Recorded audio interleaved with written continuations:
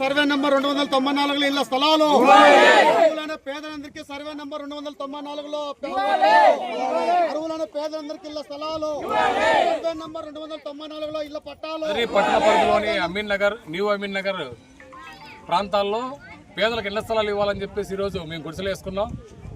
ప్రభుత్వం స్పందించాలని చెప్పి నేను కోరుతాను. అలాగే కదిరిలో రెవెన్యూ అధికారులు, ఎమ్మెల్యే గారు ఈ సమస్య పరిష్కారానికి చర్యలు తీసుకోవాలని చెప్పి నేను డిమాండ్ చేస్తా ఉన్నా. ఈ న్యూ అమీన్ నగరు లేదా అమీన్ నగరు లేదా ఈ పరిసర ప్రాంతాల్లో దాదాపు 150 మంది పేదలు, 150 పైగానే గత 4 నెలల నుంచి సచివాలయాల్లో కానీ అలాగే ఎంఆర్ ఆఫీస్లో గ్రీవెన్స్లో కానీ అర్జీలు ఇచ్చుకున్నాం. మాకు ఇళ్ల స్థలం లేదు, ఇళ్ల స్థలం ఇవ్వండి అని చెప్పేసి. ఆ అర్జీలు ఇంతవరకు ఒక్క అర్జీ కూడా రెవెన్యూ అధికారులు వాటిని పరిశీలన చేసినట్టు లేరు, కనీసం వాటిని విచారణ చేసినట్టు కూడా లేరు.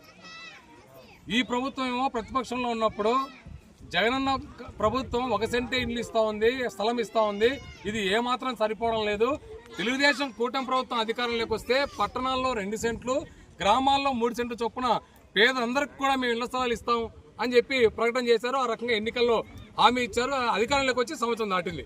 మరి ఇంతవరకు ఏ ఒక్క పేదవానికి కూడా వీళ్ళు చెప్పిన ప్రకారం, ఈ ప్రభుత్వం చెప్పిన హామీ ప్రకారం ఎక్కడా కూడా గ్రామాల్లో కానీ పట్టణాల్లో కానీ ఇంతవరకు ఇళ్ల స్థలాలు కేటాయించాలి. అందుకని మేము ప్రభుత్వాన్ని కోరుతున్నాం. గత ప్రభుత్వంలో పేదలకు అన్యాయం జరిగింది కాబట్టి, పేదలకు ఇళ్ల స్థలాలు ఇవ్వలేదు కాబట్టి, పేదలకు ఇబ్బందులు పెట్టారు కాబట్టి అదే పేదలు ఓట్లేసి ఈరోజు మీకు భారీ మెజార్టీ ఇచ్చారు. మరి ఇట్లాంటి పేదల సమస్యలు మీరు పరిష్కారం చేయకుండా సంవత్సర కాలం ఇప్పటికే వృధా చేశారు.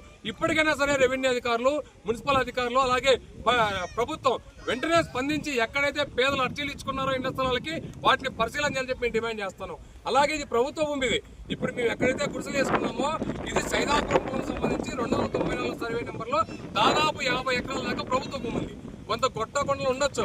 అయితే గతంలో జగనన్న ప్రభుత్వం ఉన్నప్పుడు వాళ్ళు అలా లేఅవుట్ చేసి ఇక్కడ పేదలకు ఇళ్ల స్థలాలు ఇస్తామని చెప్పి లిస్టు తయారు చేసి లేఅవుట్ కూడా తయారు చేసి ఆ రకంగా మార్కింగ్ కూడా ఇస్తారు. మరి వేరే కారణాలతో ఆగిపోయింది.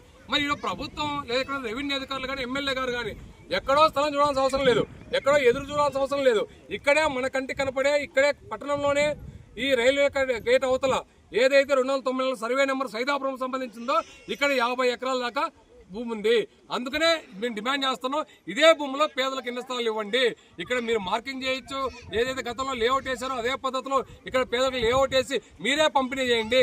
ఆ రకంగా పేదలకు మీరు ఇవ్వకపోతే, ఏదైతే మా అర్జీలను పరిశీలన చేసి న్యాయం చేయకపోతే 10-15 రోజుల తర్వాత ఇదే స్థలంలోనే మేము గుడిసెలు వేసుకుంటాం. గుడిసెలు వేసుకోవడం కాదు, పూర్తిగా నిర్మాణం చేపట్టుకుంటాం. అప్పో చేసుకున్నా మేము కట్టుకుంటాం. ఎందుకంటే ఈరోజు అందరూ కూలి పని చేసుకునే వాళ్ళు, రోజువారీ కూలి డబ్బులతో కుటుంబాలు పోషించుకునే వాళ్ళు, ఇళ్ల స్థలాలు కట్టలేక, పిల్లల్ని చదివించుకోలేక రకరకాల ఇబ్బందులు, పెరుగుతున్న ధరలు, ఈ భారాల్లో, ఈ ఇబ్బందుల్లో అద్దె డబ్బులు కట్టలేక ఇబ్బంది పడుతున్న పేదలంతా కూడా రేపు అవసరమైతే ఇక్కడ ఇల్లు కట్టుకొని మేము ఉంటామంటున్నారు. కాబట్టి ఆ స్థితి రానియకుండా రెవెన్యూ అధికారులు, ప్రభుత్వం వీళ్ళకి అర్జీలు పరిశీలన చేయాలి. పేదలకు ఇక్కడ గుడిసెలు వేసుకున్న వారు అందరికీ కూడా ఎంక్వైరీ చేసి పేదలందరికీ కూడా ఇళ్ల స్థలాలు ఇవ్వాలని చెప్పి సిపిఎం పార్టీ డిమాండ్ చేస్తారు.